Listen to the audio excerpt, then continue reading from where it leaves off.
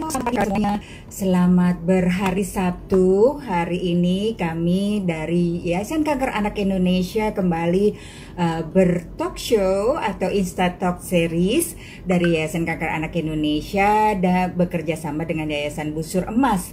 Dan kali ini kita bersama dengan Bapak Denny Saputra. Oke, beliau apakah sudah ada di sini? Halo. Halo, selamat pagi semuanya. Oke, semuanya semoga sudah sehat-sehat selalu ya. Dan kita sudah ketahui bahwa Indonesia sudah cukup berhasil untuk meretas atau untuk untuk meminimalisir virus Corona ini di bumi Indonesia ini, dan kita sudah menjadi negara ke-6 di dunia yang cukup berhasil untuk mengatasinya dengan baik. Oke, halo semuanya, halo yang sudah hadir. Ya, oke, kita akan sapa dulu semuanya. Semoga pagi ini semuanya sehat selalu. Oke, Pak Denny sudah ada di sini. Kita akan dan ini bersama Yayasan Kanker Anak Indonesia, kami juga membuka untuk kesempatan teman-teman semuanya untuk dapat berdonasi, berbagi kasih bagi anak-anak pejuang kanker agar mereka dapat mengembalikan senyum sehatnya, dan kita bisa semua melihat senyum sehat mereka dan mereka bisa melanjutkan sekolah hingga ke jenjang yang tinggi. Oke, sebelumnya saya akan membacakan CV-nya atau sedikit background dari Pak Denny. Jadi Pak Denny Surya Saputra adalah seorang konselor ya, dan beliau adalah sarjana psikologi dan master in theology, dan kemudian dia juga lulus dengan predikat cum laude dari Universitas Esa Unggul. Oke, di sarjana psikologi, dan kemudian juga sekolah tinggi teknologi Betel. Maaf saya agak membaca karena ini kecil-kecil hurufnya di sini. Dan Pak Denny, saya sudah invite Bapak. Apakah Bapak sudah melihat? Oke, dan ini kami terima kasih sekali lagi untuk Yayasan Busur Emas atas kerjasamanya yang baik. Jadi 1 bulan sekali kita berdiskusi bersama dengan Yayasan Busur Emas dengan para konselornya, dengan para coachnya, dan kita tentunya dapat mendapatkan tips-tips yang baik. Dan hari ini tentunya tips yang baik dan berguna ya. Hari ini kita khususnya adalah untuk anticipatory grief. Nah, apa itu anticipatory grief? Belum ya? Oke. Coba ini saya udah invite di diary ya. Oke. Ya, jadi beliau juga menjadi guru di Yayasan Pendidikan Dharma Putra dan juga dosen di Universitas Esa Unggul. Nah, oke, akhirnya. Apa kabar Pak Denny? Kabar baik, Bu Dahlia. Selamat pagi. Selamat pagi dari semuanya. Dan kita nih di sini sudah tidak sabar lagi. Banyak yang kemarin DM saya gitu, aku mau ikut, dan aduh ini hal yang topik yang sangat kita hadapi ya Pak ya. Jadi tidak hanya bagi ibu-ibu atau orang tua anak pejuang kanker, tapi juga kita semua bisa hadapi, bukan gitu ya Pak? Grief atau kita kehilangan, rasa akan kehilangan, dan apalagi kalau kita itu tahu gitu. Jadi kita tuh bagaimana mengantisipasinya, begitu kan Pak ya? Coba Bapak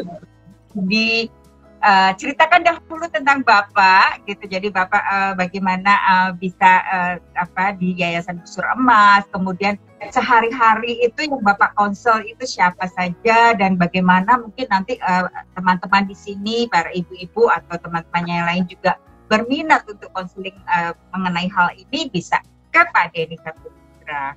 Silahkan. Oke. Ya, terima kasih Bu Dahlia untuk kesempatannya, dan selamat pagi untuk semua yang sudah bergabung di acaranya Yayasan Kanker Anak Indonesia. Saya Denny Surya Saputra. Saya memang bergabung di Yayasan Busur Emas sudah kurang lebih dari 2016 ya. Dari 2015 atau 16 kurang lebih kita udah hampir 4 tahunan ya gitu, 4 sampai 5 tahun. Nah, saya sebagai seseorang yang concern banget di bagian di bidang coaching, konseling, dan terapis. Dan sehari-hari memang saya menangani klien-klien yang mereka yang punya masalah-masalah kesehatan mental ya Bu Dahlia ya.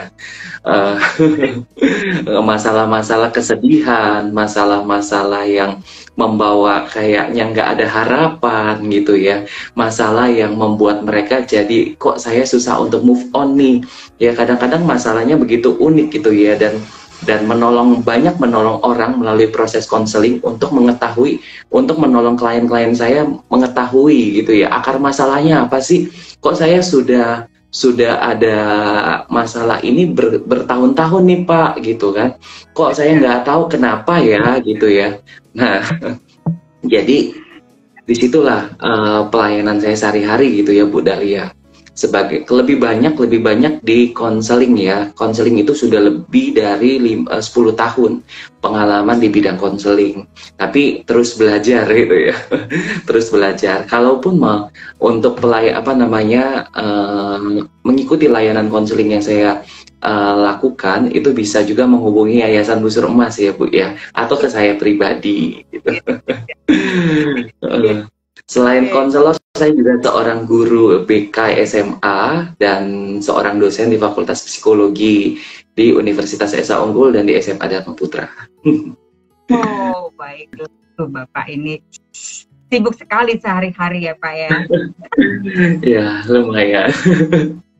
Dan dihadapi tadi saya senang sekali bahwa kita setiap hari masih belajar terus, karena memang betul ya Pak ya, bahwa setiap hari yang kita hadapi pun itu berbeda-beda kasusnya, sehingga kita juga tentunya akan terus mengetahui dan mempelajari lebih lanjut ya Pak ya gitu. Nah, anticipatory grief itu sendiri itu apa sih Pak gitu, dan ini kalau dalam bahasa Indonesianya itu apa ya Pak gitu? Nah, kalau dalam bahasa Indonesianya anticipatory grief itu lebih kepada respon berduka yang kita antisipasi sebelum kehilangan terjadi. Nah, itu lebih kepada di situ ya, respon berduka yang kita alami sebelum kehilangan terjadi. Nah, secara khusus kita bahas mengenai orang tua dengan anak yang didiagnosis kanker gitu ya Bu Dahlia ya. Jadi secara khusus anticipatory grief ini, kalau kita ngomongin tentang ayah bunda yang bersama dengan anak-anaknya yang sudah didiagnosis kanker, artinya kemungkinan ada respon-respon berduka yang dialami sebelum kehilangan anaknya nanti gitu ya, pada saat sebelum kematian gitu ya.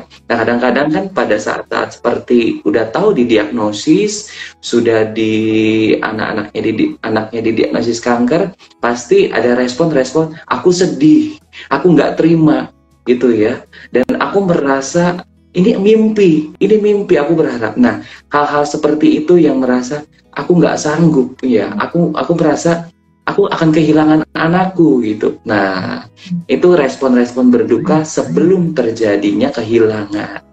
Seperti itu Bu Dahlia. Parahnya lagi juga ini ya Pak ya, merasa bahwa aku udah gagal melahirkan anak gitu ya Pak ya. Apa anak ya, merasa bawaan penyakit ini gitu. Merasa seperti apa namanya ya, orang tua mungkin merasa aku apa yang aku bisa lakukan untuk menolong anakku gitu ya, dan ketika anakku sudah nggak punya harapan hidup lagi, berarti aku udah nggak bisa menolong dia terus, aku gagal gitu ya. Nah, ada yang memang kasus-kasus seperti itu ya Bu Dahlia ya. Iya, iya. Nah, ya Pak, oke, lanjutkan.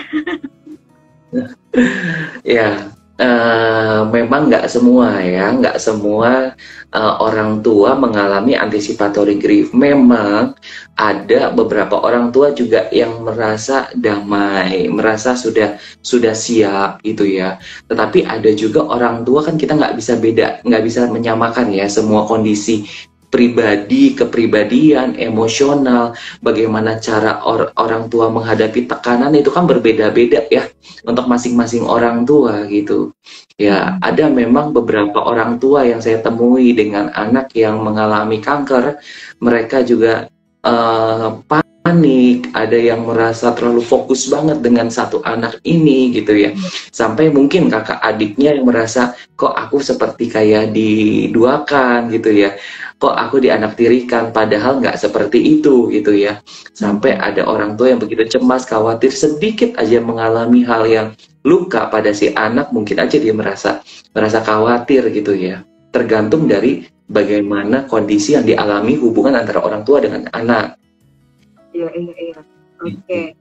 Nah, ini kalau bagi khususnya karena di sini kita di Yayasan Kanker Anak Indonesia yang membawahi beberapa rumah sakit, dan setiap hari kami juga bergaul, bertemu dengan para orang tua ini gitu. Nah, itu sebetulnya apa sih gitu? Jadi yang dihadapi tadi memang sudah banyak dijelaskan oleh Pak Denny. Jadi apa saja anticipatory grief yang dihadapi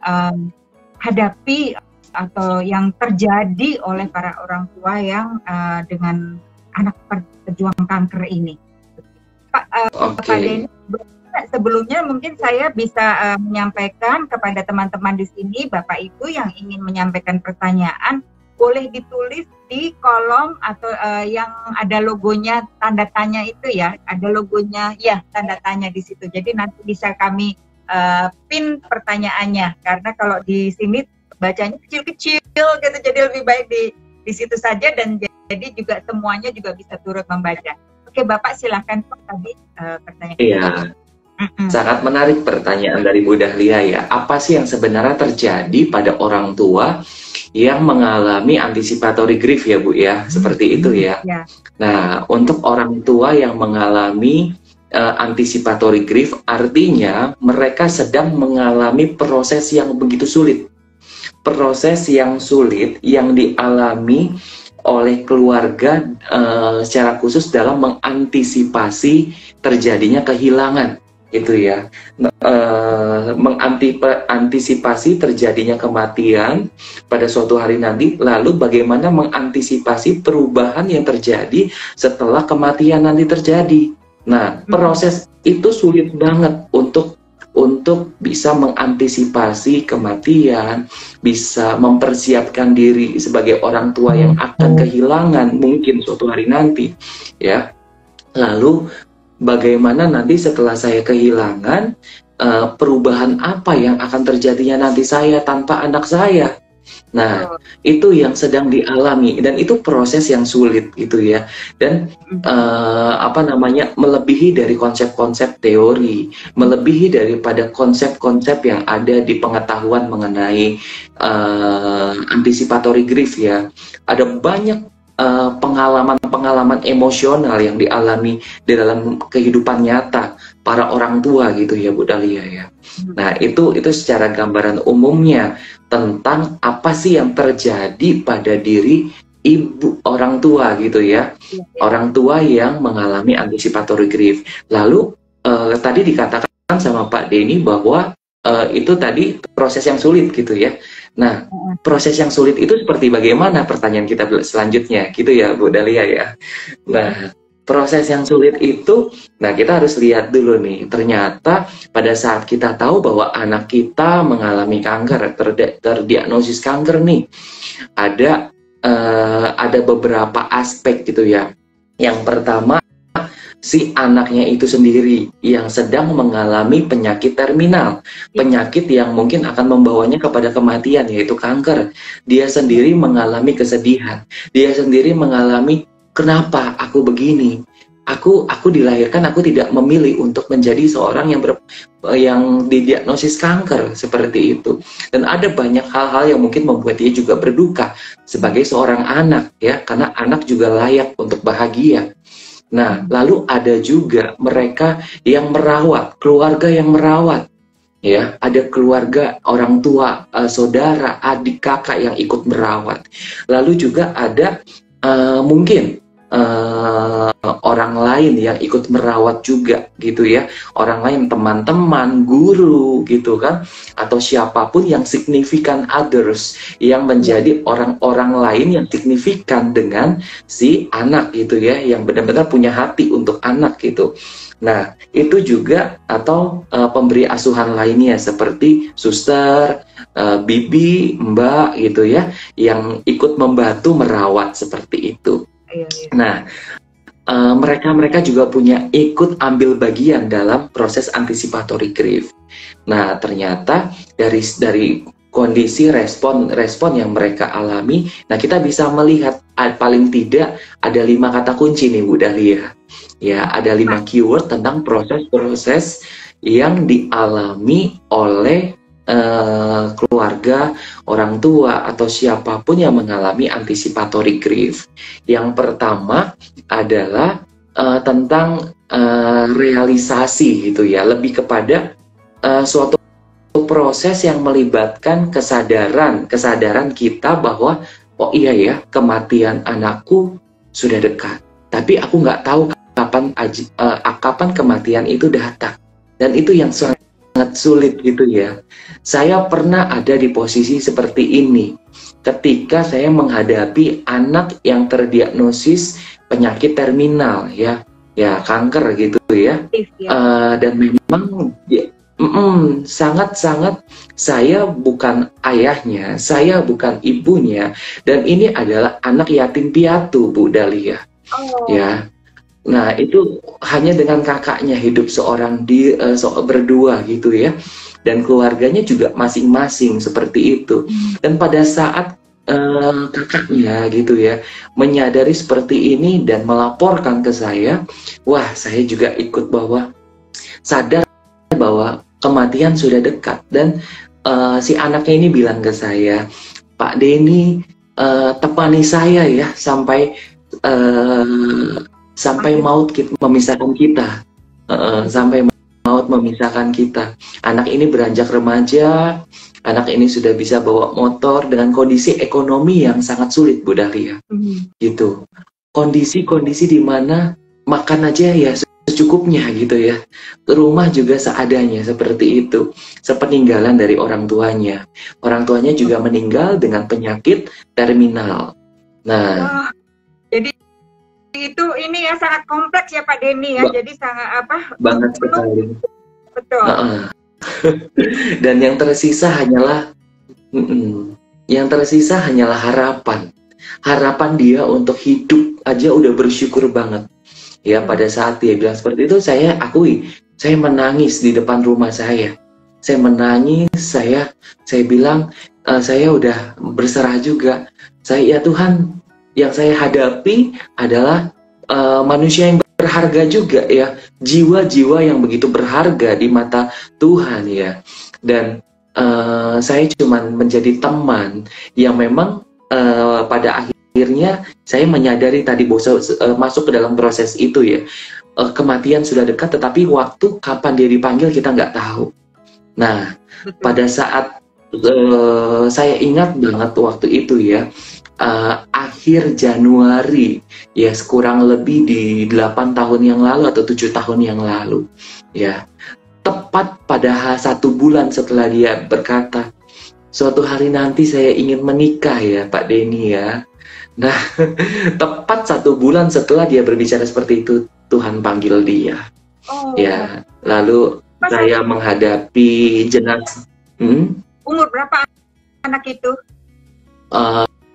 kurang lebih hampir 20 tahun ya Bu ya. Itu. Oh, sudah sampai segitu juga ya. Anak remaja akhir gitu ya. Ya. Nah, di situ sampai pada akhirnya gitu ya, dia bilang kadang-kadang ketika dia nggak punya uang gitu ya, sehabis menjalani pengobatan, aku mau makan saya mau makan gitu ya, Pak Denny gitu, ya udah ayo kita makan, saya jemput, kita naik motor Bu gitu kan, saya jemput dia, ayo kita makan, kita bersama-sama gitu ya. Wow, pada saat kita makan bersama ada rasa nggak tega, tapi ketika kami pada saat menikmati kenyataan bahwa dia sedang bertanggung jawab loh untuk kebahagiaannya di sisa-sisa terakhir hidupnya, kenapa enggak kita menolong anak untuk bisa bahagia gitu ya, kenapa enggak seperti itu. Dan saya mendampinginya gitu ya, dan akhirnya pelan-pelan ada proses-proses berikutnya di mana keluarga menyadari, nah ini tadi ada realization, terus ada caretaking ya, di mana keluarga itu menemukan cara untuk merawat si pasien gitu ya, keluarga, orang tua, kakek, nenek menolong anak-anaknya yang terdiagnosis kanker untuk bagaimana ya merawat mereka ya gitu ya. Nah, mereka seperti itu. Nah, lalu akhirnya setelah itu kita sebagai keluarga hadir secara fisik. Ya, ini proses anticipatory grief mulai dari rasa nggak terima, rasa sedih, rasa wah anak saya begitu parah nih, anak saya nggak tahu kapan waktu dipanggilnya, tetapi harapan hidupnya sudah terbatas sekali gitu ya. Dan pada akhirnya ketika berusaha untuk merawat, berusaha untuk memaknai, apa sih yang saya lakukan untuk anak saya ini, artinya apa buat hidup saya? Oh, ini bentuk cinta saya sampai maut memisahkan saya dengan anak saya. Ya, jadi seperti itu. Dan pada akhirnya pelan-pelan proses anticipatory grief itu menolong orang tua pada akhirnya menerima kenyataan bahwa anak anak saya dengan kondisi penyakit terminal, penyakit kanker atau penyakit-penyakit sejenisnya yang membawa mereka kepada kematian. Ya, itu gambarannya ya, gambaran umum dan spesifiknya gitu ya. Nanti bisa saya jelaskan juga tuh tentang bagaimana perkembangannya ya, anticipatory grief itu berkembangnya gimana tuh.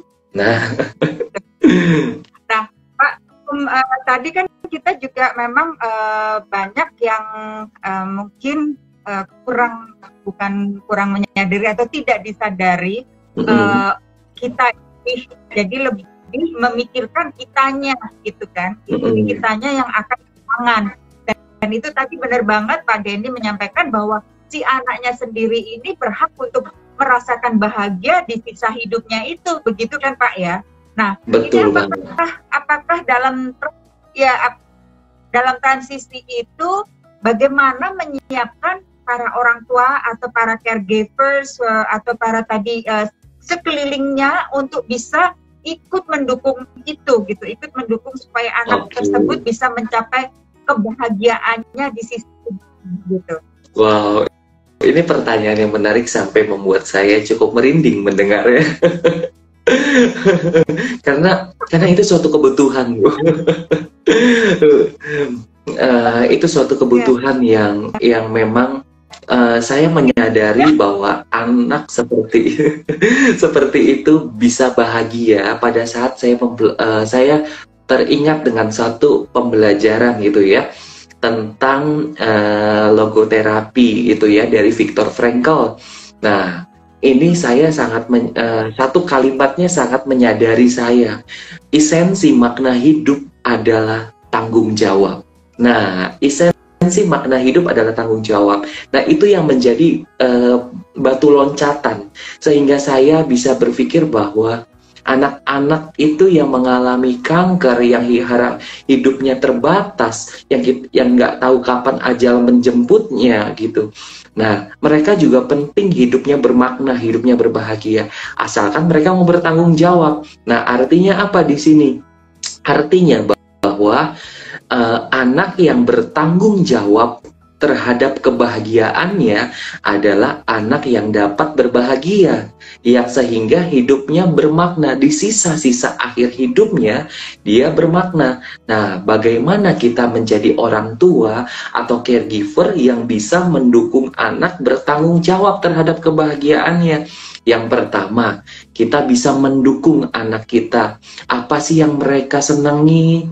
Gitu ya, kita dampingin, kita bisa tertawa bareng, cerita hal-hal positif tentang apa yang mereka punya dalam diri si anak. Ya, kita bisa hadir secara tulus. Ya, yang saya pernah praktekkan hal ini, saya pernah mempraktekkan hal ini kepada anak yang kanker ya Bu ya. Anak ini bilang saya suka puding. Ya, saya suka puding. Wah, kebetulan memang saya suka bikin puding Bu Dahlia. saya bikin puding. Saya bikin puding. Saya bikin puding sendiri, saya bawa, terus saya lihat anak itu, mereka makan puding gitu ya. Wow, senang ya, Kak. Aku suka yang coklat. Wah, ya udah, kamu makan yang coklat ya.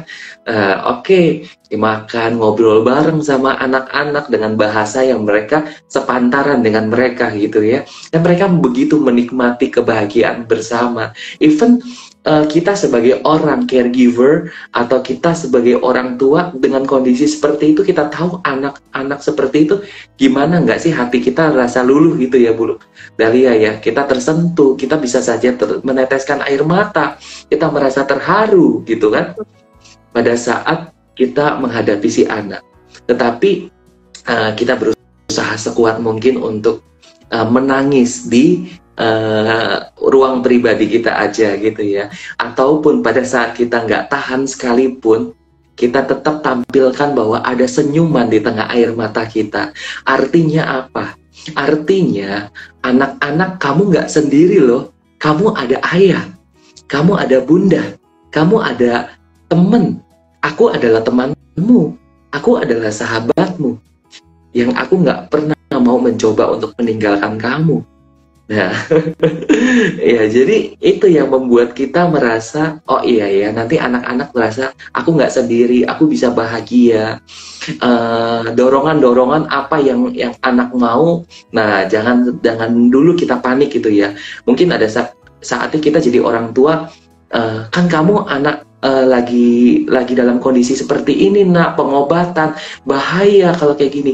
Nah, kita memang mesti hati-hati juga gitu ya. Tapi ketika anak dalam kondisi lemah sekalipun, ketika dia mau, saya mau begini, saya mau diajak jalan-jalan, saya mau muter-muter aja di taman rumah sakit, di taman yang ya, wah, kamu mau happy ya nak ya. Ya udah, nanti kita cari waktunya ya. Tapi kalau saat kondisi kayak gini kita lagi terbatas, kamu lagi kondisi kayak gini mungkin kamu nggak bisa keluar, yuk kita cari cara yang lain yuk. Apa sih yang bisa buat adik bahagia? Apa sih? Oh, nyanyi. Ayo kita nyanyi bareng yuk gitu ya. Yuk kita nonton di YouTube. Ya, nah kebersamaan quality time gitu ya bersama dengan anak yang kita usahakan gitu ya. Itu akan membantu mereka untuk, oh iya, aku bisa bahagia dengan tanpa syarat. Ya, kadang-kadang untuk menolong anak untuk bahagia tanpa syarat itu nggak mudah. Ya, tetapi ketika kita hadir bersama-sama dengan anak, ketika kita bisa senyum, kita bisa ketawa, wah, sama anak-anak gitu ya, kayaknya ada rasa bahagia kita juga gitu ya.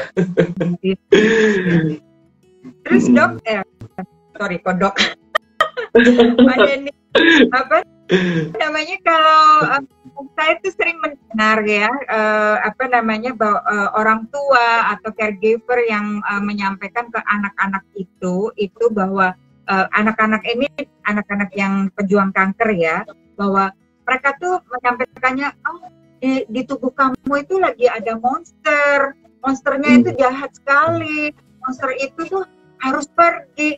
Nah, itu sebetulnya kan satu hal yang anak tersebut juga harus bayangkan kan, monster itu apa gitu. Nah, apakah tidak sebaiknya diberitahu, disampaikan secara gamblang, tapi dengan bahasa anak-anak tadi ya, gitu, bahwa aku itu sedang apa begitu. Bagaimana nih Pak Denny?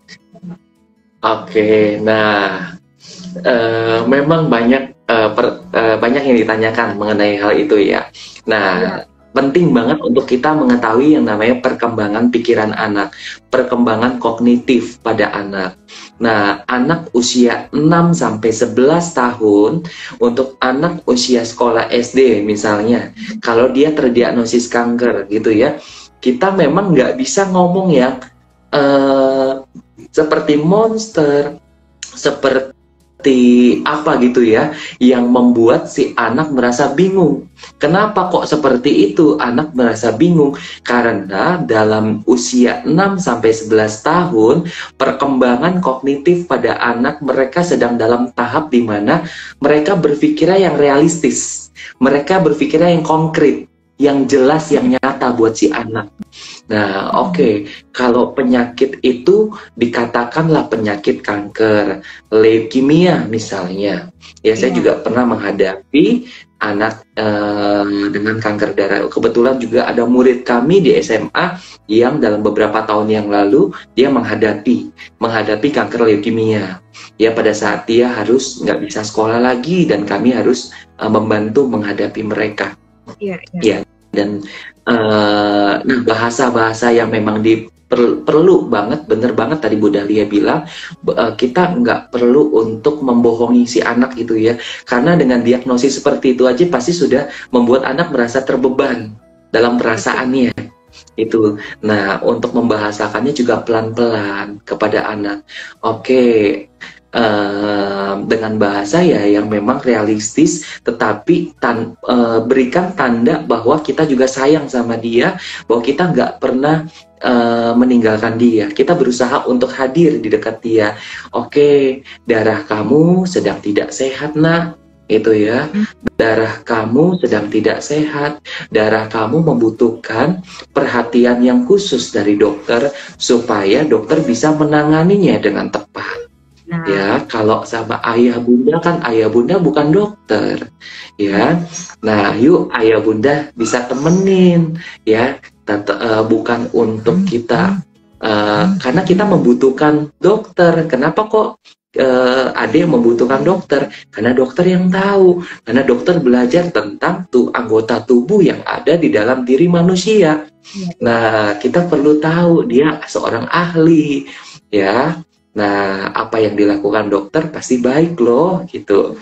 Yuk kita sama-sama ya, kita ke dokter, kita periksa, dan habis itu, nah dengan kondisi seperti itu bagaimana untuk menetralkan kondisi emosionalnya. Nah, hadirkan apa yang membuat dia nyaman. Oke, yang membuat dia nyaman misalnya, aku seneng nih ada apa namanya, kue coklat gitu ya, atau susu ultra nih gitu ya, susu coklat. Yuk boleh, yuk nanti habis ini kita minum susu bersama ya. Kita ada Milo time, Milo, kita minum susu Milo nih ya, kita bisa happy bersama-sama, bisa dari dokter. Wah, yuk. Nah, itu ada kerjasama, komunikasi, terus penenangan emosi pada anak ya. Ya, mungkin itu salah satu contoh praktisnya ya Bu ya. Iya. Oke, Pak Denny, ini ada pertanyaan, kita boleh jawab dulu Pak Denny? Oke, silakan pertanyaannya. Ini dari, saya nggak tahu namanya siapa, tapi di sini harus kuat. Oh, ini ada. Halo Bapak, saya Jasmine. Bagaimana memotivasi si anak yang memang tertimpa hal tersebut supaya terus up, sementara emosi kita juga naik turun.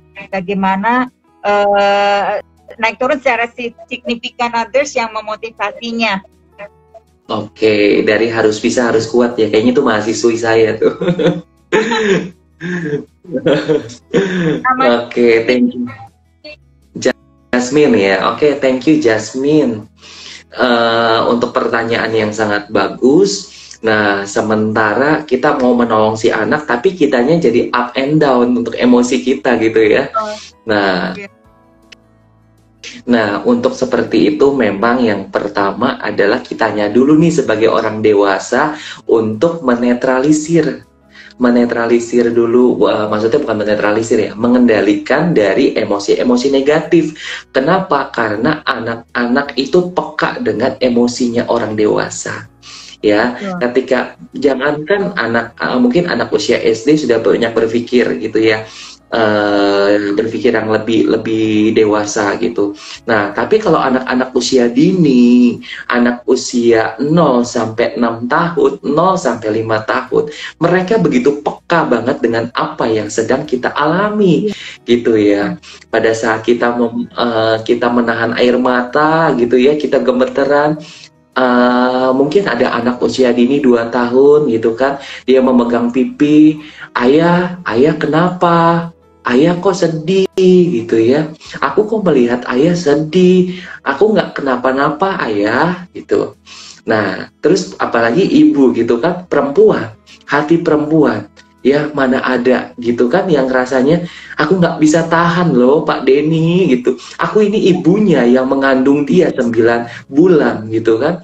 Aku yang bersama dengan dia Pak sehari-hari, ketika anak ngusap-ngusap gitu ya, ketika anak memeluk kita, mencium kita gitu. Rasanya kenapa kok Bunda meneteskan air mata? Ya katanya aku walaupun ke dokter aku harus senyum. Aku udah senyum loh Bunda. Nah, itu sangat-sangat menghancurkan hati bagi kita sebagai orang tua gitu ya. Nah, bagaimana? Nah, terus di situ kita menguatkan hati, artinya kita penuhi dengan pengetahuan oke gitu ya. Tetapi juga kita harus kuat secara iman gitu ya. Nah, keyakinan kerohanian kita juga kita perlu sembahyang, sholat gitu ya. Nah, terus kita juga perbanyak aktivitas kerohanian, religius. Kita bisa berdoa, sholat bersama dengan anak gitu ya. Kita juga bisa relaksasi sederhana, tarik nafas, keluarkan nafas ya. Terus kita juga bisa mungkin menulis bersama dengan anak-anak, katarsis gitu ya bahasanya, mengeluarkan emosi-emosi yang negatif dalam bentuk tulisan sehingga terkendali nih kita sebagai orang tua, sebagai caregiver gitu ya. Ya, mengubah emosi-emosi negatif menjadi bentuk tulisan-tulisan dan akhirnya juga bisa terkeluarkan gitu ya, bisa menolong kita jadi cool down gitu ya, dan memikirkan hal-hal yang positif pada diri si anak gitu ya, memikirkan hal-hal positif, pengalaman-pengalaman, kenangan-kenangan yang indah bersama dengan anak. Kita bikin gambar-gambar foto, kita tempel menjadi suatu karya unik gitu ya. Wow, itu kita bisa memfasilitasi kebahagiaan bersama anak sehingga kita juga menjadi nggak fokus saja dengan hal-hal kesedihan dalam diri kita sebagai caregiver atau orang tua ya. Itu yang bisa saya bantu jawab. Jadi intinya sebetulnya juga kita kendalikan dulu diri kita sebelum kita memberi sesuatu gitu ya Pak Denny ya. Jadi kita kendalikan semua emosi, betul. Kita kendalikan pengetahuan kita juga gitu kan. Dan bagaimana kita bisa tadi apa yang disukai anak gitu kan. Betul banget Bu Dahlia. Oke. Ya, kita ada pertanyaan. Wow, udah banyak nih pertanyaannya. Oke. Ada dari Novi. Iya. Setiap diambil darah selalu tantrum. Kemo pun juga seperti itu. Ini Bu Novia ini ada 3 pertanyaan. Jadi gimana cara menghadapi anak yang sering marah-marah? Kemudian selamat siang Bapak Ibu, saya Novia dari penderita kanker langka LCH, anak saya berusia 2 tahun. Itu Pak Denny. Oke. Ya. Iya, terima kasih Ibu Novi untuk pertanyaannya. cara menghadapi anak yang sering marah-marah, tantrum pada saat dia kemoterapi ya Bu ya. Ya sebenarnya kondisi emosi pada anak seperti itu, emosi yang marah, emosi yang lagi tantrum, itu berkaitan banget dengan apa yang ada di dalam pikiran si anak mengenai proses klinis yang harus dia jalani ya. Yang harus dia jalani seperti itu, sehingga dia marah tuh. Yang dipikirkan dia mungkin adalah mungkin nggak tersampaikan kepada orang tua, mungkin nggak tersampaikan kepada dokter bahwa aku ini menderita sakit kemoterapi. Saya pernah menemani kemoterapi, hemodialisa, ya anak-anak yang seperti itu pernah saya dampingi. Ya sampai akhirnya saya harus makan di sebelah pasien, dan itu ada pasien yang mohon maaf nggak bisa mengendalikan BAB-nya, tapi saya nggak boleh merasa jijik di situ gitu kan. Ada yang merasa sakit juga, jadi perlu mungkin ya gitu ya. Saya nggak bisa memaksakan bahwa yang lebih tahu kondisi pada saat itu adalah Ibu Novi gitu ya, Ibu Novia bersama dengan anak. Tetapi mungkin kita bisa ngajak ngobrol nih sebelum kemoterapi gitu ya, sebelum anak akan terancam bahwa tantrum nih itu ya. Dek, apa sih yang ada di pikiran Ade pada saat Ade marah-marah? Ya, kita memahami dulu nih pikiran si anak gitu ya. Lalu kita berempati terhadap perasaan si anak dengan kata-kata kita, merefleksikan emosi yang ada dalam diri si anak dengan kata-kata kita, sehingga anak merasa kok Bunda ngerti aku ya gitu ya. Oh, jadi kamu merasa marah karena bukan karena kamu nggak mau diobati, tetapi karena Bunda, aku nggak bisa ngomong kalau aku sakit. Bunda, itu kemoterapi sakit banget loh Bunda, ya. Dan itu pasti akan membuat anak merasa nggak nyaman, badan merasa sakit, gitu ya. Dan pasti kita sebagai orang tua juga tahu seperti itu, dan kita juga nggak tega sebenarnya ya kepada si anak gitu. Tapi mau nggak mau anak harus melewati pengobatan itu gitu ya. Tetap pada saat anak tantrum ya, berusaha kita kendalikan, kita peluk dia gitu ya. Kalau saya ngomongin ini juga saya rasanya mau nangis nih.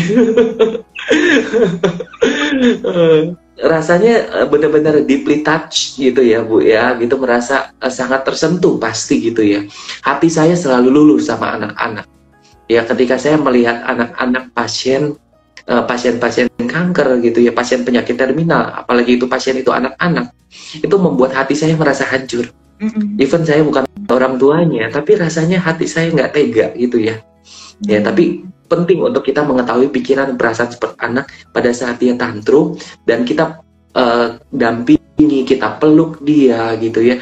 Tanda bahwa kita memvalidasi emosinya, kita memberikan ketenangan, lalu hadirkan apa yang membuat anak tenang dan nyaman ya. Apa sih yang membuat anak bisa tenang dan nyaman pada saat itu gitu ya. Oh, anak mau mendengarkan lagu, aku seneng Bu dengar lagu rohani Bu. Ya udah, pada saat lagi kemoterapi, yuk coba kita dengerin ya, Ibu pasang headset ya gitu ya. Kalau boleh gitu ya, kita izin dulu sama dokter atau dengan psikolog anak yang sedang mendampingi si anak, atau si konselor anaknya yang juga ikut mendampingi, seperti itu. Itu yang bisa saya bantu jawab ya Bu Dahlia. Dan Bu Novia, semoga menjawab ya Bu. Semoga menjawab ya. Karena kita semua pada saat kita mendampingi anak tersebut kan kita tentunya ada harapan bahwa anak ini akan sembuh gitu ya, Pak ya. Gitu. Dan semua ini kadang-kadang ada kok gitu kan. Jadi orang tuanya juga sebetulnya ada yang harus dilawan gitu. Nah ini artinya untuk bisa melawan semua ini tuh bagaimana ya Pak Denny? Karena kita juga sebagai manusia biasa, kita juga tahu bahwa semua kita pasti akan melalui fase bahwa kita ada akhir hidup kita juga gitu. Nah kadang-kadang kan juga kita merasa seperti tadi Pak Denny juga menyampaikan bahwa orang tuanya sudah meninggal. Nah, ini juga kalau nanti orang tua ini juga harus menyiapkan dirinya juga bahwa kita nggak pernah tahu siapa dahulu gitu kan yang akan dahulu menghadapi terminal itu gitu. Oke. Nah, maksudnya adalah orang tuanya juga penyakit kanker gitu, Bu? Nggak harus sih, Pak, gitu. Jadi nggak harus. Ya, ada yang saya juga kenal bahwa setelah dia tahu anaknya terdiagnosa, ternyata beberapa bulan kemudian beliau sendiri, si ibu sendiri juga terdiagnosa breast cancer gitu. Ya. Oke. Nah, itu kan jadi ada 2 kasus kan jadinya. Betul. Antisipasinya gitu. Oke, sangat menarik nih dengan kasus seperti ini ya. Nah, dengan kasus yang double seperti itu gitu ya. Mungkin kita membahasakannya seperti double terminal gitu ya pada orang tua dan anak gitu ya. Nah, even baik entah itu orang tua mengalami juga atau tidak gitu ya, Bu. Karena semua kita pasti akan menghadapi yang namanya kematian gitu kan. Nah, pendampingan yang pernah saya lakukan adalah baik mereka yang masih sehat sekalipun, beberapa klien saya menyatakan bahwa saya merasa aman. Dulu juga ada pasien lansia gitu ya. Nah, bersama dengan anaknya juga gitu. Jadi yang membuat sebenarnya mereka bisa sama-sama aman, tenang adalah ini adalah kesempatan di mana sama-sama mempersiapkan hari akhir, mempersiapkan yang entah tahu kapan kematian itu tiba. Dan ini adalah kalau anticipatory grief-nya itu muncul gitu ya, ada respon berduka yang diantisipasi gitu. Nah, ini artinya merupakan kesempatan di mana orang tua dan anak bisa sama-sama mempersiapkan kematian. Nah, saya selalu menyampaikan konsep yang sederhana. Untuk mempersiapkan kematian yang indah adalah ada prinsip yang disebut dengan 3B, Bu Dahlia. Ya, ada 3B. Nah, 3B ini biasanya memang ketika saya minta pendapat lagi dengan pasien-pasien itu gitu ya, sampai akhirnya saya melihat langsung proses kematiannya gitu ya, mereka menyatakan dan keluarga pasien juga menyatakan bahwa 3B ini membuat mereka menjadi, kok saya tenang ya, jadi entah kapan saya merasa sudah siap untuk sewaktu-waktu untuk saya dipanggil oleh Tuhan gitu ya, dijemput oleh Tuhan. Nah, 3B itu apa sih? Ya, 3B itu adalah beres dengan Tuhan. Beres dengan Tuhan yang Maha Kuasa. Yang kedua adalah beres dengan diri sendiri. Yang ketiga adalah beres dengan sesama. Beres dengan Tuhan yang Maha Kuasa, beres dengan diri sendiri, beres dengan sesama. Nah, artinya apa sih ketiga B ini? Nah, artinya adalah dari 3B ini kadang yang membuat orang merasa takut terhadap kematian, merasa nggak tenang adalah apakah aku akan diterima di sisi Allah? Apakah aku diterima di sisi Tuhan yang Maha Kuasa? Apakah aku akan perbincangan antara surga dan neraka itu menjadi suatu ketakutan? Apakah aku siap? Aku sudah melihat ada seperti putaran-putaran gelap ketika aku tidur, seperti kayak lorong kematian, kegelapan. Aku takut. Nah, terus ada juga yang bilang bahwa saya melihat ada banyak orang seperti halusinasi seperti itu ya. Dan bagaimana itu seorang tinggi begitu besar seperti saya akan dicabut nyawa saya.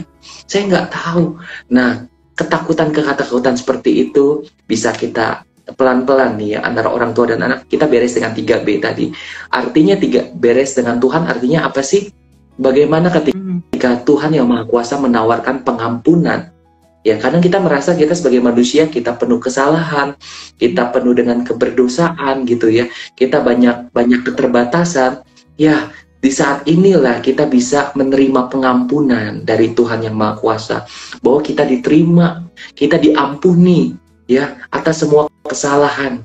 Nah, setelah kita beres dengan Tuhan, kita menerima pengampunan dari Yang Maha Kuasa, kita menjadi tenang dan gambaran diri gitu ya, perspektif kita, pandangan kita terhadap diri sendiri menjadi menjadi positif. Pikiran kita menjadi positif, perasaan kita menjadi positif. Dan kalau kita punya musuh dengan sesama, kita punya kebencian, kita merasa pernah sakit hati, kita akui, kita hubungi. Nah, ada satu pasien yang seperti itu. Ya, saya dampingi seorang anak dewasa ya, yang bersama dengan orang tuanya bahwa penyakitnya terminal, ini penyakit kanker, dan saya minta penjelasan seperti itu dan dia masih bisa menjawab, ya saya kecewa dengan orang yang pernah menyakiti saya kecewa dengan teman saya kecewa dengan anggota keluarga saya ini. Yaudah, dia hubungi, dia telepon, dia cerita, saya nggak bisa lagi berjalan, saya pernah ini, ampuni saya ya, saya pernah kecewa. Akhirnya orang itu juga mengakui kepada dia, aku yang salah. Nah, beres tuh ya, pasien tenang, dia memberesi hubungan dengan sesama.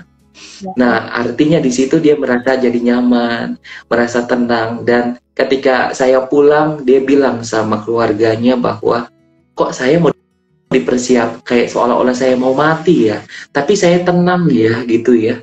Itu ya, seperti itu Bu Dahlia. Ampuh banget ya B. Aduh, ini bisa terjadi ke siapa saja nih, dan tidak hanya menghadapi kematian saja ya. 3B ini benar harus bereskan itu supaya kita bisa hidup mindfully ya, begitu ya. Betul banget. Ya, kita satu lagi coba kita lihat setiap hari apakah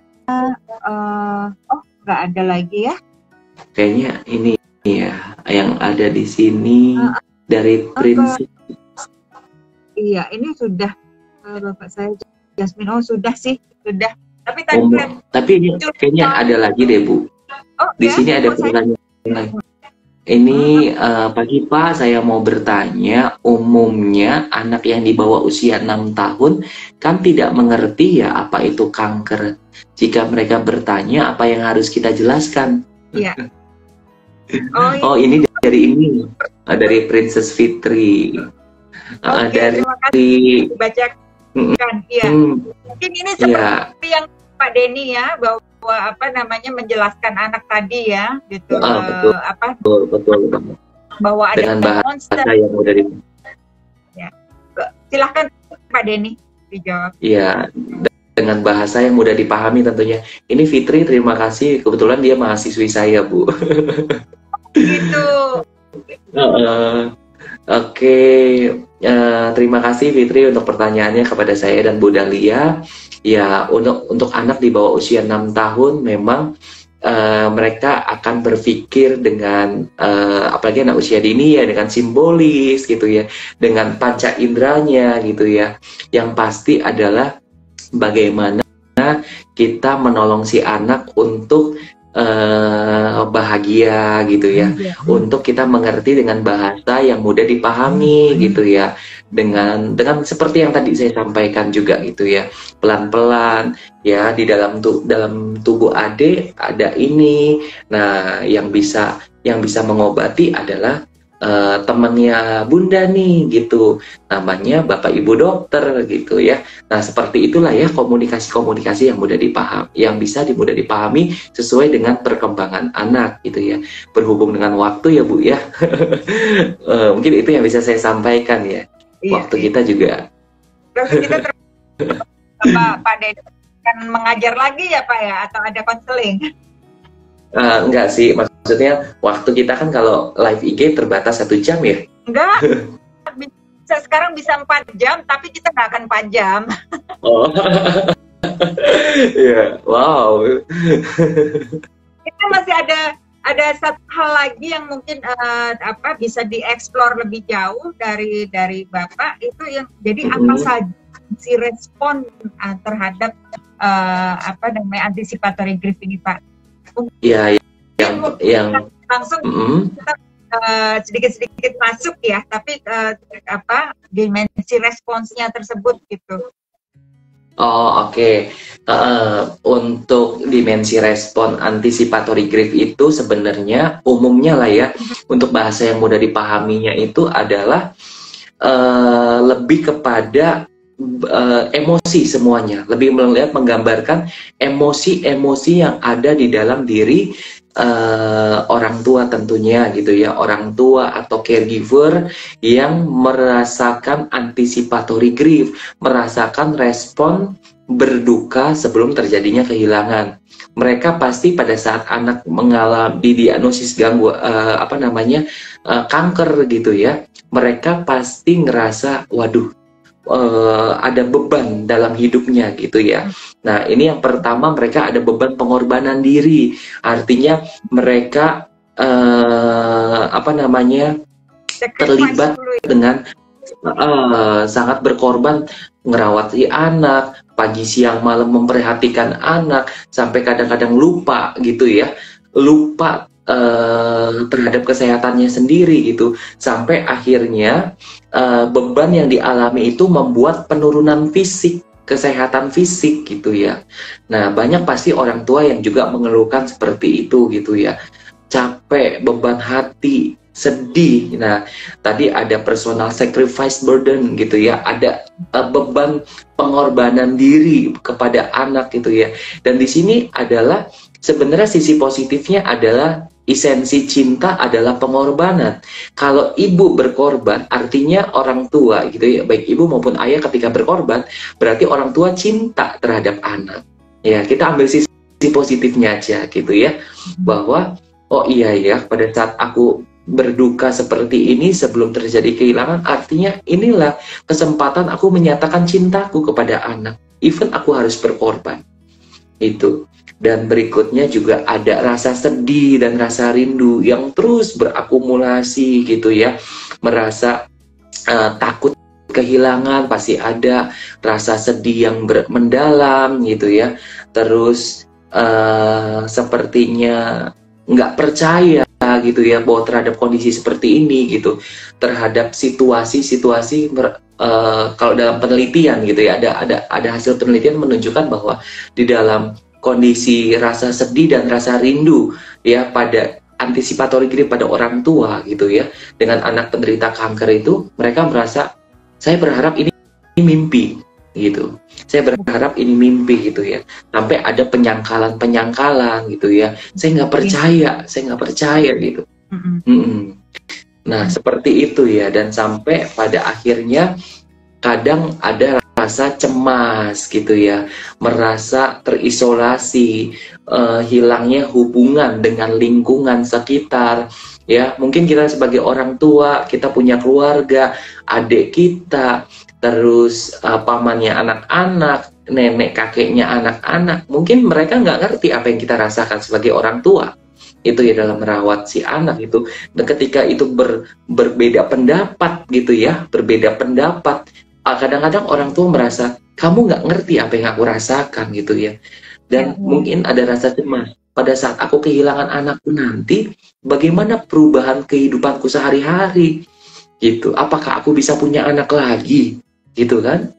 Nah, mungkin ada yang merasa trauma ya, sebagai sebagai orang tua gitu, ada yang merasa takut lagi kalau punya anak bagaimana gitu kan. Seperti itu Bu, tentang anticipatory grief. Iya. Nah, ini apakah tidak sebaiknya kadang-kadang memang yang dihadapi itu oke, aku bisa ngatasin sendiri gitu ya. Terus tadi juga ada denial gitu ya, penyangkalan. Nah, agar lingkungan juga tahu gitu, apakah sebaiknya juga diceritakan? Karena kan kadang-kadang udahlah, ini kan bebanku sendiri, aku nggak usah share ke banyak orang gitu. Tapi kan sebetulnya itu satu relief ya, satu release of anxiety, worriness dan sebagainya. Betul. Keluarga sebagai sistem ya, sebagai suatu sistem yang saling berkesinambungan gitu ya, saling berhubungan satu dengan yang lainnya.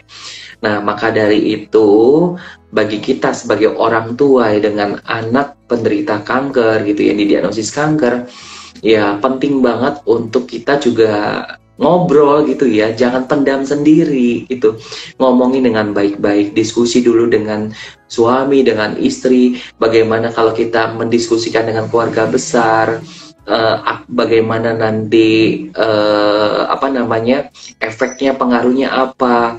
Nah, penting juga harus dilihat apakah secara emosional semua anggota keluarga apakah sudah siap untuk kita ceritain gitu. Karena kita nggak tahu, mungkin orang tua kita, kakek neneknya anak-anak punya penyakit jantung. Nah, takut kan untuk ketika shock, merasa shock, ngeri gitu kan.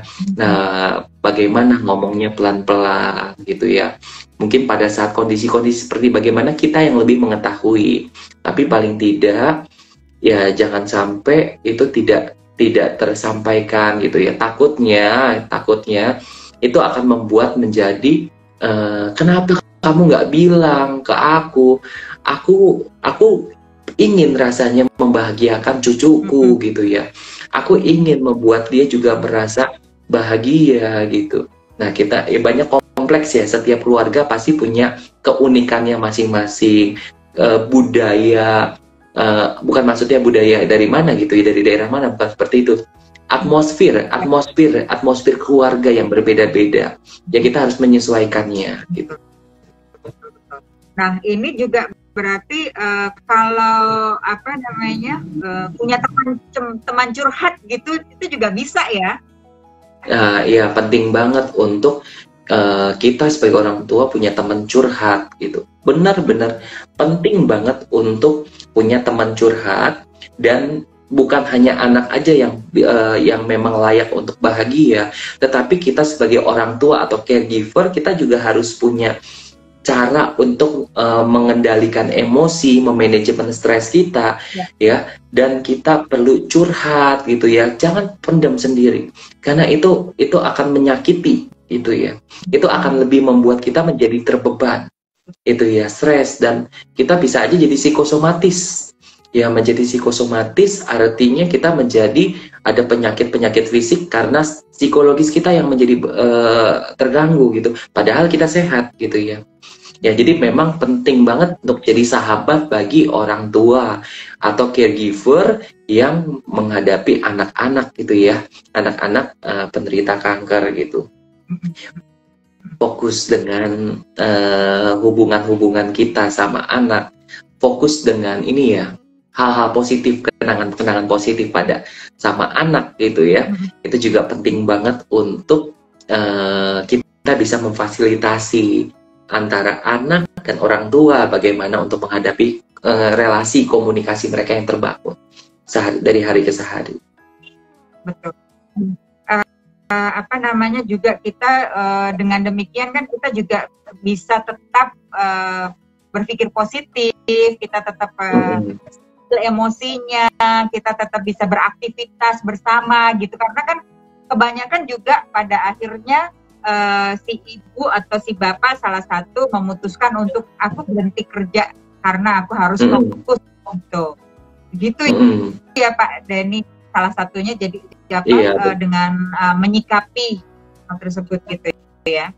Pak Denny, kalau sekarang ini kan kita kenal sosial media ya Pak Denny. Nah, apa ini juga apa namanya melihat bahwa sosial media itu juga menjadi satu apa ya, wadah gitu untuk kita bisa mencurahkan emosi, sekaligus kita juga bisa sharing gitu, karena saya sering itu lihat dan baca gitu ya di medianya orang-orang ya, nggak cuma di Indonesia, nggak cuma di luar negeri, di Indonesia juga gitu. Jadi mereka membuat itu justru bukan untuk mencari belas kasihan gitu bahwa anaknya sedang sakit, tapi sharing tuh bahwa oh ini loh anakku sakit ini gitu, jadi ini apa namanya yang sudah kami lakukan gitu. Jadi ini juga bisa dilihat sebagai hal yang positif untuk mengantisipasi. Betul. Menurut Pak Denny.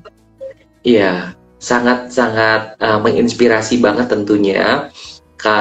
Bukan tadi benar banget, saya setuju banget yang tadi Bu Dahlia katakan bahwa itu bukan bermaksud untuk memohon belas kasihan gitu ya. Nah, tetapi benar-benar menggunakan itu sebagai cara untuk apa ya, menyalurkan secara positif gitu ya Bu ya, respon-respon emosi, dan di situ juga akan bisa membuat jadi kenangan-kenangan yang berarti. dan bisa menjadi inspirasi bagi orang lain, sehingga kita mendapatkan banyak dukungan itu ya, bukan hanya kita nggak seorang diri, oh kita punya banyak dukungan.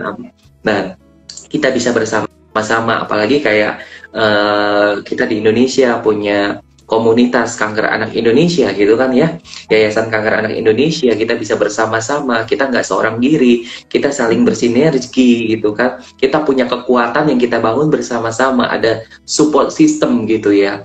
Nah di situ kalau kita punya sosial media untuk mencurahkan secara wajar gitu ya, kita akan seperti membuat diary gitu ya, membuat diary. Kita bisa mengisi waktu bersama dengan anak, kita bisa berfoto sama anak, selfie dalam artian yang wajar sama anak-anak gitu ya. Terus adik, coba deh kita lihat yuk gitu ya, kita bikin video yuk gitu. Dan itu suatu hari nanti bisa menjadi kenangan yang berarti pada saat kita sudah berpisah gitu ya. Dan itu sosial media membantu kita menyimpan memori-memori indah gitu kan, dan menolong kita menjadi kuat dan bersama-sama dengan support system kita gitu ya. Iya, iya. Bukan hanya itu Pak gitu. Jadi kadang-kadang ada misalnya kankernya ini kanker langka dan dibutuhkan satu serum atau satu apapun begitu, sehingga akhirnya ada yang dari Amerika gitu melihatnya, terus kemudian oh kita punya ini gitu. Jadi bahkan malah dikirimkan dengan gratis gitu dari sana seperti itu ya. Iya. Karena ketika kita, ya itulah indahnya sosial media ya, ketika kita tulus gitu kan, kita bukan untuk macem-macem gitu ya, kadang-kadang kita mendapatkan pertolongan dari malaikat tak bersayap. Betul ya kan. Iya. Dan di situ ya memang kalau memang sudah rezekinya, anugerahnya dari Tuhan, ya itu nggak akan pernah gagal sampai dalam hidup kita untuk anak-anak kita gitu ya. Ya, dan kalau kita bersyukur apabila sosial media itu kita bisa gunakan secara positif untuk membangun sesama, ya kita bisa menolong anak-anak lain, orang-orang lain dalam penderitaan mereka gitu ya. Iya. Seperti saat ini juga ya, dengan Instagram Live seperti ini kita sharing, kita satu gitu ya, dan nanti pada teman-teman mungkin yang belum sempat hadir di saat kita live bisa melihat, mendengarkannya kembali di IGTV-nya karena akan diunggah kembali gitu. Ya. Wah, udah jam 11.08 Pak. Wow, saya nggak terasa ya. Nah, ini kayaknya masih banyak yang bisa kita bahas gitu, tapi nanti mungkin di sesi-sesi berikutnya ya Pak Denny ya. Nah, jadi tadi kalau saya bisa bukan menyimpulkan, ada tiga kata kunci yang Pak Denny sampaikan tadi yang bisa menjadi satu acuan dan bagus banget, itu yang beres tadi Pak, itu kita Nah, gitu. Jadi teman-teman, kita harus beres dulu dengan Tuhan ya. Nah, tadi artinya sudah banyak disampaikan, dijabarkan oleh Pak Denny. Jadi kita berdamai dengan Tuhan ya kan, bahwa ini semua itu memang anugerah, quote unquote ya gitu. Jadi anugerah kan penyakit, mungkin kita berarti harus melihat diri kita lebih dalam, lebih jauh, lebih memahami bahwa itu bukan hal buruk gitu kan ya Pak ya. Dan kemudian juga dengan diri sendiri dan beres dengan lingkungan, dengan sesama gitu ya. Benar. Dan namanya sosial media itu benar banget tadi, teman-teman bisa untuk mendokumentasikan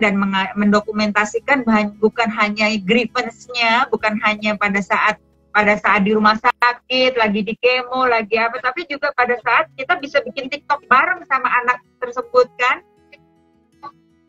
gitu. Dan benar. Dan teman-teman, itu hal yang saya sesali ketika anak-anak saya kecil belum ada sosial media begini. Sekarang anak-anak saya udah dewasa, kalau saya lihat sosial media, juga ya gitu, waktu itu bisa di videoin, dulu nggak ada Pak Denny. Perkembangan teknologi ya. Dan pada saat anak-anak udah dewasa, udah sibuk sendiri-sendiri, nggak diajak TikTokan atau diajak bersosial media orang tuanya. Oke, Pak Denny, sekali. Dan ada kata-kata atau pesan bagi teman-teman di sini, bagi para orang tua, anak-anak terutama anak-anak kanker, dan juga para orang tua yang lain yang mungkin anaknya tidak harus kanker, tapi mungkin ada masalah lain yang tentunya ada grievance-nya ya, ada grief-nya yang harus kita antisipasi gitu. Oke, Pak Denny, untuk closing statement dari saya, untuk semua kita orang tua, siapapun gitu ya, baik dengan orang tua dengan anak yang terdiagnosis kanker, maupun kita orang tua yang anaknya mungkin ya sehat-sehat saja, tapi bukan berarti yang satu buruk satu tidak. Semua kita berharga, semua kita adalah pribadi yang berharga ya. Jadi yang bisa saya sampaikan adalah setiap kita yang berharga, kita juga punya masa depan yang berharga. Setiap kita yang punya masa depan yang berharga, itu tidak membuat kita jauh dari kematian. Setiap kita, pribadi yang berharga, layak untuk mengakhiri hidup dengan indah. Bagaimana caranya supaya kita bisa mengakhiri hidup dengan indah? Setiap kita pasti akan datang kepada kematian. Namun, baik kita belajar dari mereka yang terpenyakit terminal, dari anak-anak yang punya penyakit kanker, kita yang sehat pun juga harus belajar bahwa hidup yang indah sampai akhir kita menutup mata adalah hidup yang beres dengan Tuhan, beres dengan diri sendiri, dan beres dengan sesama. Sehingga semua kehidupan kita bisa berakhir dengan indah pada waktunya. Thank you, Bu Dahlia. Dan thank you ke Yayasan Kanker Anak Indonesia. Oke, jadi kita tidak ada hutang ya di dalam hidup ini ya Pak ya. Semuanya harus bayar. Ya, oke. Pak Denny, terima kasih sekali Pak Denny Saputra dan Yayasan Busur Emas tentunya juga terima kasih sekali, dan semua yang hadir di sini juga terima kasih, dan tadi semoga pertanyaan-pertanyaannya juga menjawab. Dan untuk konseling lebih lanjut bisa DM Pak Denny ya, atau juga dengan Yayasan Busur Emas. Betul. Instagramnya Pak Denny itu @counseling apa Pak? Iya, Diary Counselor Denny ya. Counselor Denny, iya gitu. Karena kemarin saya juga sempat ini Denny Saputra yang mana karena ada banyak.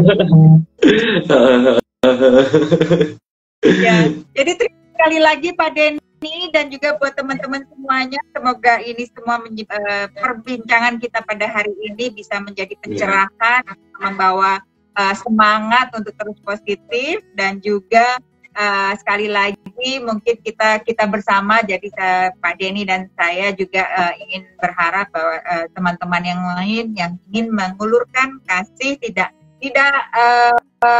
bentuknya bisa macam-macam gitu, jadi bisa membuat pendampingan seperti yang Pak Denny lakukan ya gitu, jadi pendampingan di rumah sakit pada saat orang tuanya mungkin down, kita juga ikut bisa mendampingi anak-anak tersebut gitu ya, dan kita tentunya juga dengan konsultasi dokter terlebih dahulu, kita boleh bawa apa nih gitu. Kalau kita bawa coklat mungkin nggak boleh Pak Denny, atau mungkin ya kan gitu ya, dan untuk yang berupa uang karena dibutuhkan juga untuk perawatan dan medis dan pengobatan adik-adik pejuang kanker ini, ada di link bio-nya Yayasan Kanker Anak Indonesia untuk bisa berdonasi. Pak Denny, sekali lagi terima kasih untuk meluangkan hari Sabtu paginya bersama kami. Sama-sama Bu Dahlia, saya sangat senang bisa berbagi bersama Yayasan Kanker Anak Indonesia. Ini suatu kebanggaan. Terima kasih selalu ya Pak Denny. Amin, sama-sama Bu Dahlia, sehat-sehat juga. Amin. Atas nama Yayasan Kanker Anak Indonesia, kami mengucapkan terima kasih juga atas nama Ibu Saliana Sorongan, Ketua Yayasan Kanker Anak Indonesia, dan semua yang hadir di sini kami mengucapkan terima kasih, dan kita jumpa lagi di Instatalk series Yayasan Kanker Anak Indonesia berikutnya. Terima kasih Pak Denny. Ya, sama-sama Bu Dahlia. Ya. Terima kasih. semuanya juga yang tidak hadir. Selamat berweekend dan sehat selalu, stay safe, stay healthy, dan be fit always. Bye.